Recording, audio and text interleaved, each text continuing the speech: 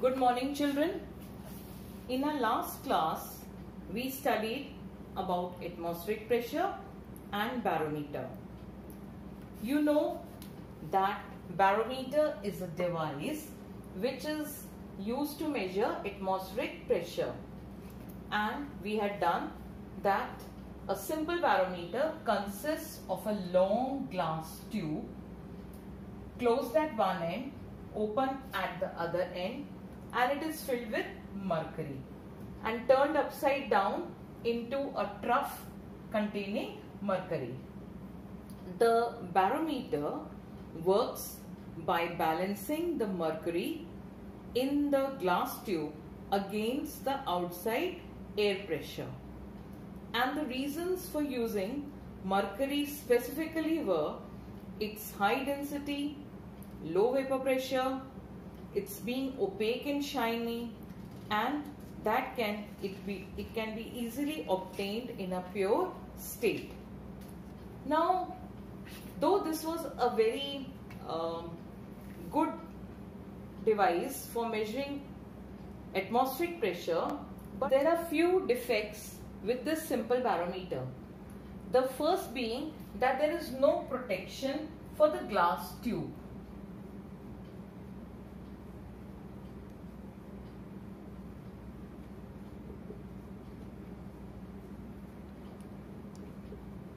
Now see, mercury is having very high density, so it becomes very heavy. So it is not portable.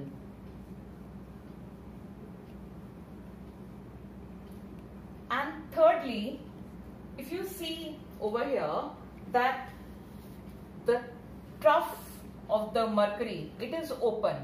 That means it is exposed to the surroundings.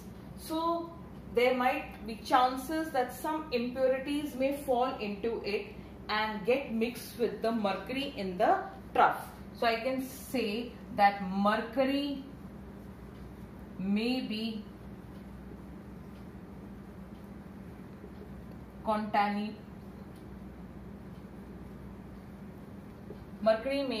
contaminated. Then suppose the pressure at a place rises, then we all know that the height of mercury will increase. Now see, this was the place from where we measured. This is 76 centimeters at sea level. Now if the pressure at the place rises, the mercury level will obviously rise. So where will the mercury go from? It will go from here only. So what will happen to this level? It will go down. Then you will be measuring from that level. Similarly, when the pressure is low, then the mercury will come down. Where will the mercury go? It will come down over here. And what will happen to this level? It will rise up. So in this means that the reference level from where we are measuring the height of mercury is not fixed. So we can say that a scale cannot be fixed.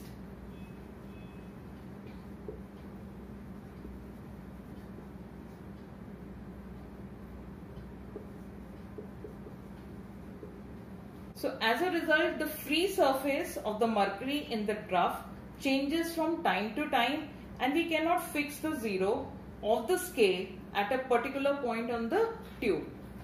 Now to overcome the limitation of simple barometer, Nicholas Fortin modified it. The modified form of simple barometer is known as Fortin's barometer, and it is used in the laboratory to measure the atmospheric pressure. So children, this is the Fortin's barometer. Now the defects in this simple barometer were overcome in this. Now you can see this is a tube which is containing mercury. It is about 90 centimeters, and this is again closed at one end. Now the tube is completely filled with mercury, and it is kept inverted in a cistern which is filled with dry mercury. Now the bottom of this cistern is like a leather flexible. It is a flexible leather bag. The glass tube is protected. Can you see this line? This is the protective covering of the tube. Now the upper part has got a slit. This is the slit over here, and there is a vernier scale. So the reading is taken with the help of this vernier scale. There is a vernier scale and a main scale. There is a screw to adjust the scale up and down. So now there is even a screw to adjust this. Can you see there is a pointer? This is an ivory pointer which is at the surface of the mercury. So whatever the changes in the mercury level are, with the screw the pointer is adjusted and it comes to the top surface of the mercury, and over here then the top of the mercury level is taken with the help of this vernier scale. So now see, it is basically glass tube is protected. So we find that in this, since the tube is covered, well protected, so it will become portable, and it allows mercury level in the system to be set at 0. I mean, with the help of this screw we can always set the 0 level of the mercury level. Now children, although a Fortin's barometer gives precise measurement of atmospheric pressure, but it is not easily portable. Like I told you, the density of the mercury is very high, so it becomes very heavy. So we have an instrument for measuring pressure that does not involve liquid, and that is known as aneroid barometer.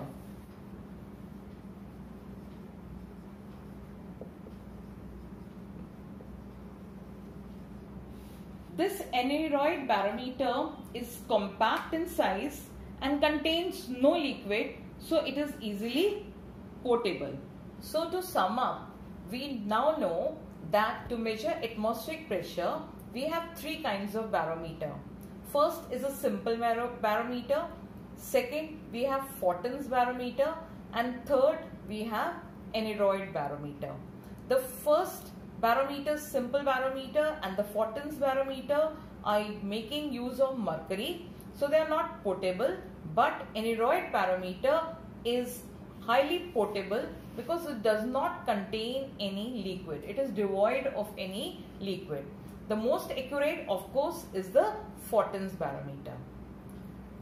Now, can you tell me children, what will be the changes in atmospheric pressure as one keeps moving up? I'm repeating the question. I want you to think what will be the changes in the atmospheric pressure as one keeps moving up.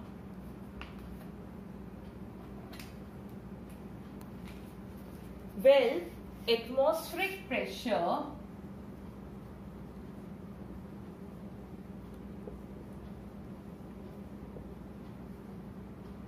decreases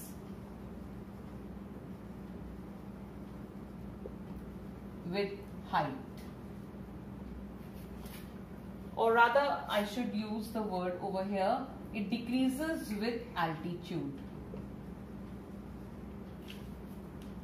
Now the question is, why? Why does the atmospheric pressure decrease with altitude? Just give a thought on it.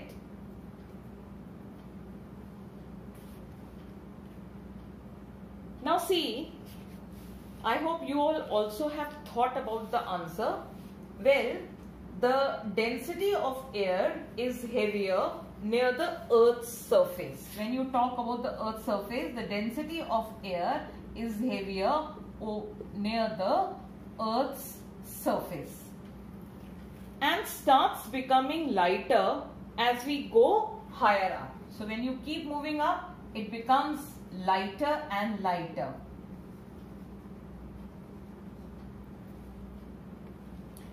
And finally, we come to empty space, that is beyond Earth's atmosphere. Thus, at lower altitudes, density being higher, atmospheric pressure is high. Okay, so here atmospheric pressure is high, and as you keep moving up, density is becoming lesser, so atmospheric pressure also starts getting lower. So at higher altitudes, density being lower, atmospheric pressure is low. Because we know that pressure is directly proportional to density. Now see, we get an answer for why atmospheric pressure decreases with altitude.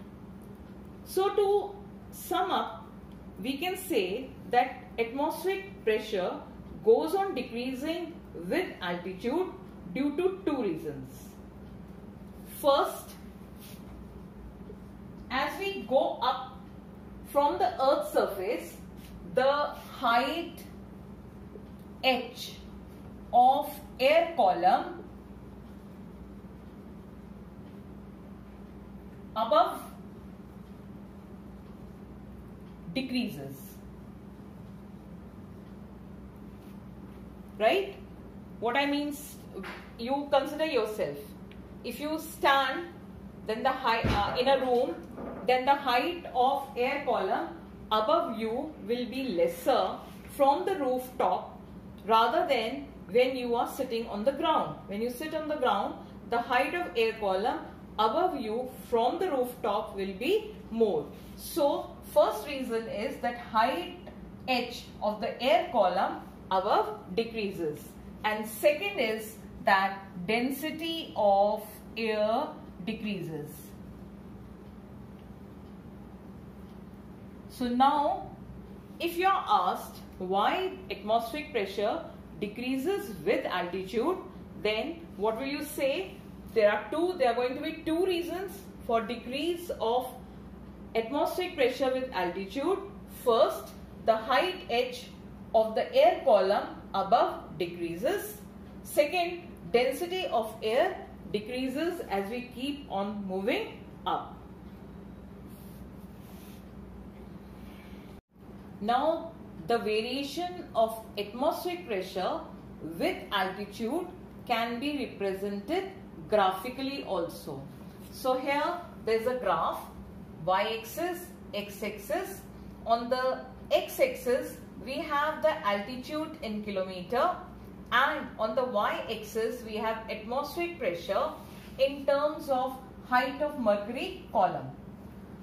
So this is starting from 76 centimeters. This is the atmospheric pressure at the sea level. We have considered it to be the standard value that at sea level atmospheric pressure is 76 centimeters of mercury column. So the shape of the graph that is obtained is in this. Can you see?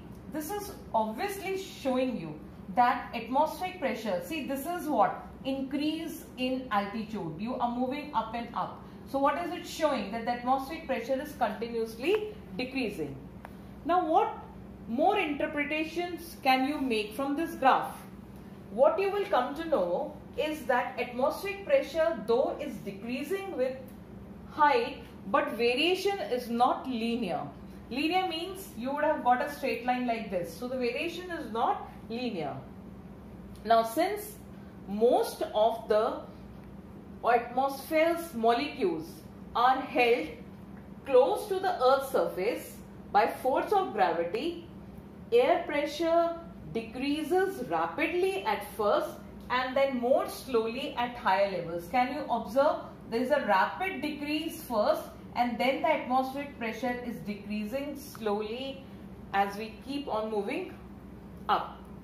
Now this is due to the fact that there are going to be more particles near the surface of the Earth, and as you keep on moving up, the concentration of the particles keeps on becoming very, very less. Since more than half of the atmosphere's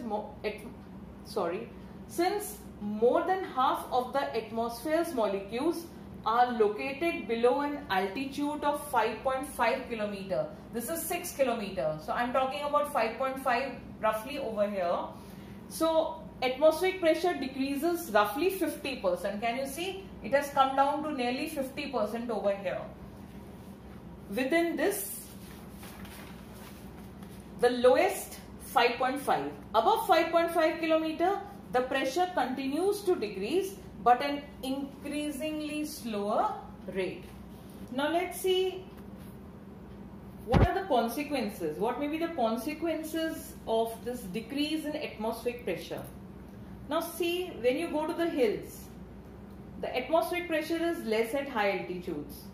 So over there, most of the people find breathing difficult. And those persons which are suffering from high blood pressure or asthma may feel breathlessness. Secondly, our blood pressure balances the atmospheric pressure acting on our body, but which is at the plains. So when you go at higher altitude, this equilibrium is disturbed. So this imbalance may cause nose bleeding. So these are some problems which are encountered by the persons if they go to higher elevations like hill stations, or they want to climb up some hills. Now, another thing is, I don't know if you have heard this, that if you are going to travel in an aeroplane, you're always advised to remove ink from the pen. I mean the fountain pens specifically. Now see, I had showed you in the last lesson how ink is filled in a fountain pen. And when you fill the ink in the fountain pen, you must have observed over there that the ink does not come out. Why was it not coming out? Because the inside pressure of the ink was balanced by the atmospheric pressure. Now when you go in an aeroplane, what happens?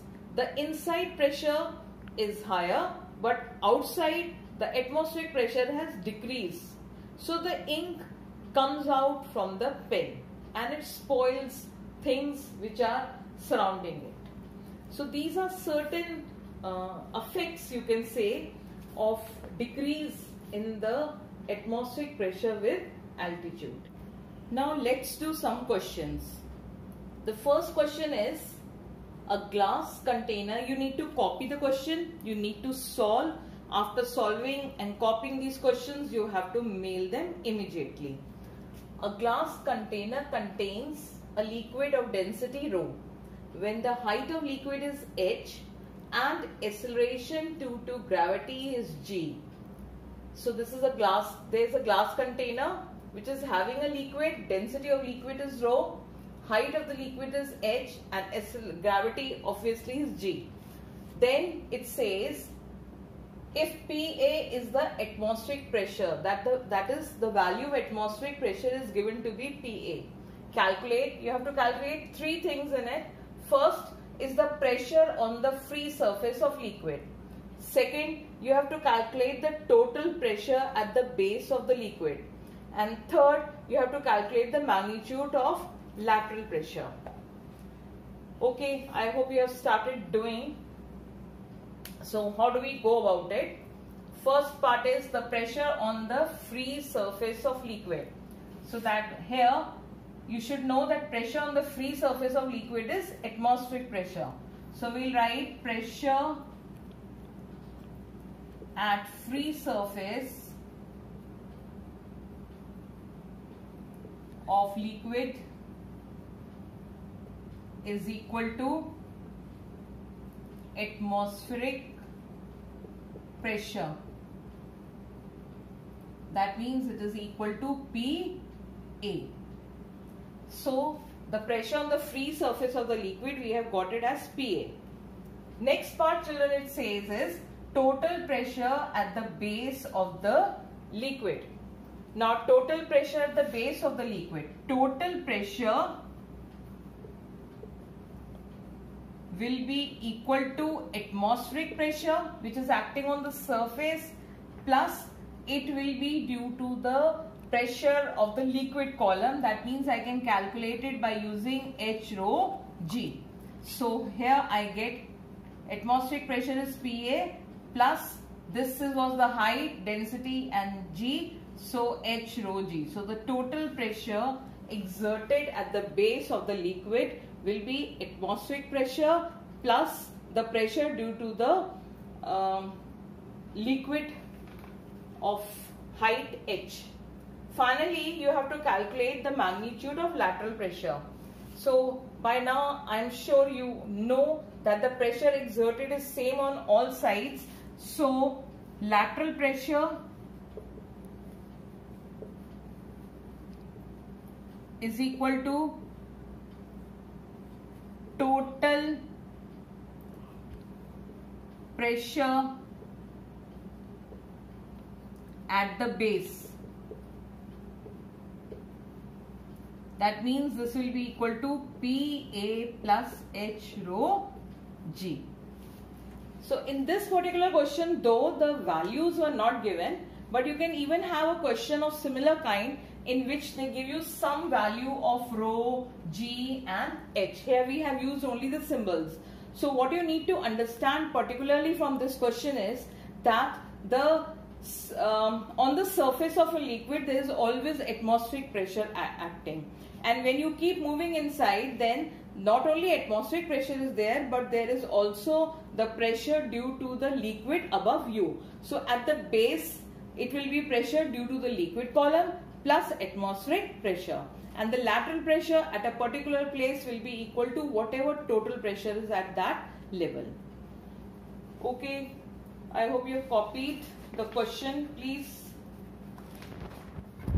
I'm giving you one more second to copy the question, and then we can shift to the second question. Well children, here is the second question. The second question says the base of a cylindrical vessel measures 300 centimeters square. Water is poured into it up to the depth of 6 centimeter. Calculate the pressure on the base of the vessel. Now you need to calculate the pressure at the base of the vessel. So start doing. Hurry up.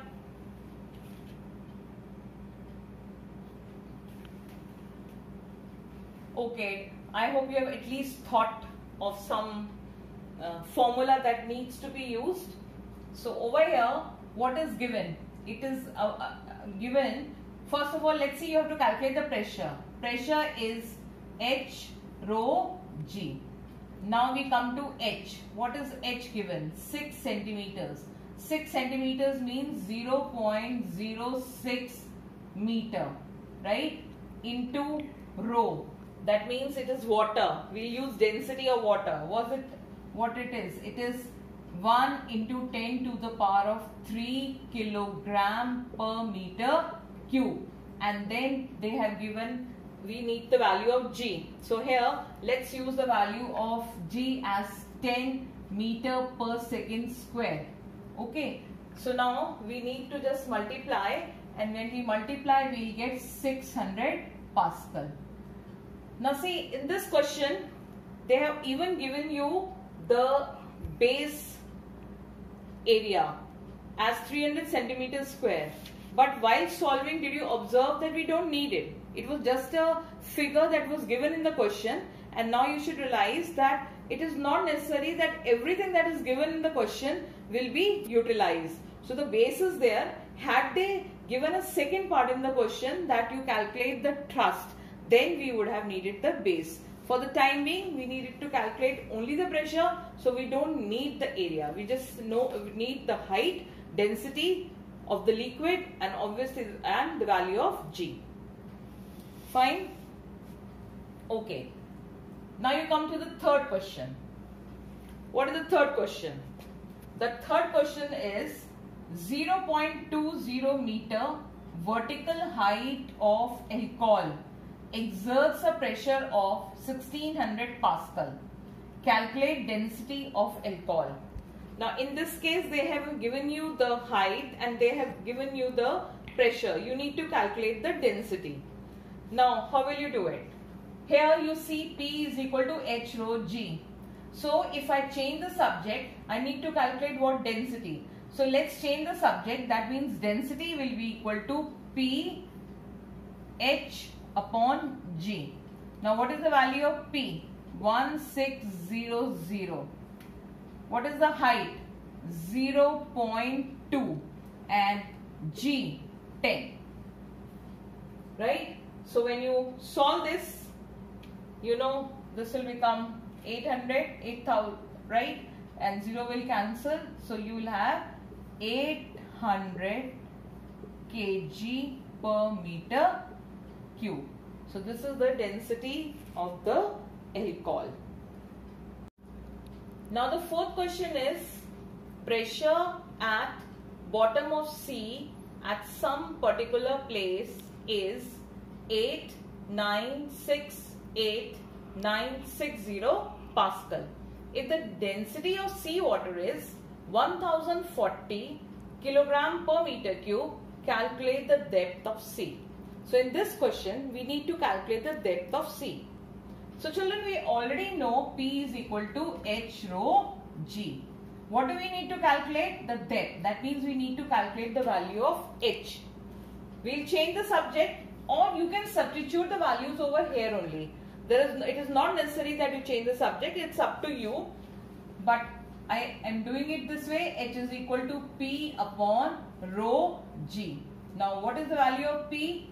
8968960. The value of density is given 1040 and the value of G is given to be 10. So you just have to solve it. I hope you have managed to solve it. A big number but not very difficult. So just solve it and you should get it to be 850 meter.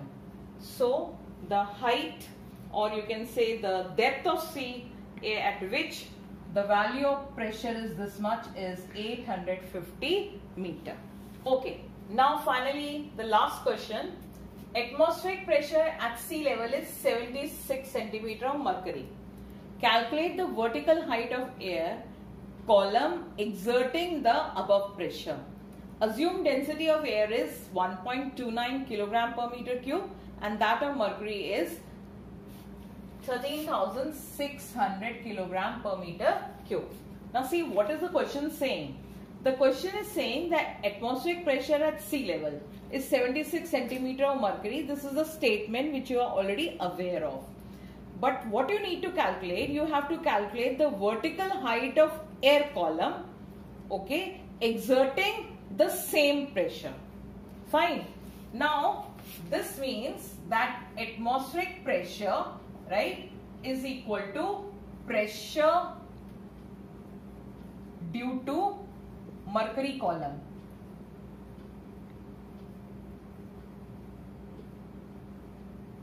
Right, isn't it? And this will be equal to pressure due to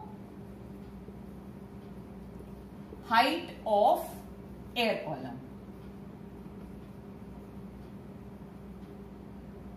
Right? Now see, atmospheric pressure is balanced by the mercury column and atmospheric pressure balanced due to the height of the air column. This is what we are getting. So now when I pick these two things, so the formula for calculating pressure you know is H rho G. So here for mercury, let me take H M, rho M and G. Okay. And due to the air, I can write it as HA, rho A, and here I again get G. Fine. Now G and G will cancel on both sides. Now HM is how much? 0.76 meter. This is centimeters. We will convert it into meters. So it will become 0.76 meter. Density of mercury will be 13.6 into 10 to the power of 3. This is the same as this. I have just written it as a notation of 10 into the power of 3. This is equal to HA. This is what we needed. The vertical height of air column. HA I needed. Now density of air is given to be 1.29. So HA is equal to 0.76 into 13.6 10 to the power of 3 upon 1.29. So when you solve it, you will get the height of the air column. So when you calculate this, you will get it as 8012.40 meter.